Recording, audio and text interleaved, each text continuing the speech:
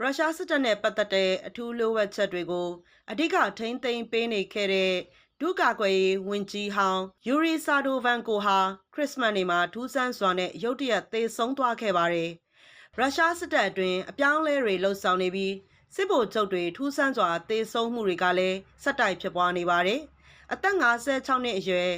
ယူရီဆာဒိုဗန်ကိုသေဆုံးမှုဟာ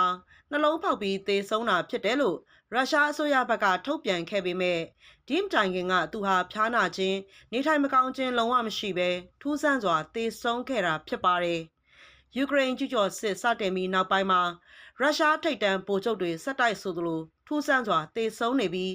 ဆာဒိုဗန်ကိုရဲ့ဇနီးမာရီယာခီတေးဗာဟာလည်းတခြားသောဒုကာဝန်တီမာအီဗန်နော့ဖ်နဲ့ဖောက်ပြန်မှုကဟိုးလေးတစောဖြစ်ခဲ့ပါတယ်။ပြီးခဲ့တဲ့တစ်ပတ်အတွင်းကလည်းအသက်44နှစ်အရွယ်ရုရှားဒုဗိုလ်မှူးကြီးစတာနီစလဗ်အော်လော့ဖ်ရုတ်တရက်သေဆုံးခဲ့ပြီးဒါဟာရုရှားစစ်ထောက်လှမ်းရေးအဖွဲ့ကခရိုင်းမီးယားကသူ့နေအိမ်မှာရှင်းလင်းခဲ့တာဖြစ်တယ်လို့သတင်းတွေထွက်ပေါ်ခဲ့ပါတယ်။ဂျပန်အတွင်းကလည်းရုရှားဒုဗိုလ်ချုပ်ကြီးဆာဗာရော့ဖ်56နှစ်ဟာမော်စကိုမှာယူကရိန်းဘက်ကလှုပ်ကြံမှုလို့ယူဆရတဲ့ကားပုံခွဲတိုက်ခိုက်မှုမှာသေဆုံးခဲ့ပါတယ်။ခုနှစ်အစပိုင်းကလည်းပူတင်ရဲ့အရင်ညာလယုံဖြစ်တဲ့49နှစ်အရွယ်ဒုဗိုလ်မှူးကြီးစိုက်တီအီဖ်ဟာမော်စကိုမြို့အထက်မြင့်တိုက်ပရင်ပေါက်ကနေပြုတ်ကျသေဆုံးခဲ့ပါတယ်။ဇူလိုင်လကလည်းပို့ဆောင်ရေးဝန်ကြီးရိုမန်စတာရိုဗိုက်53နှစ်ဟာ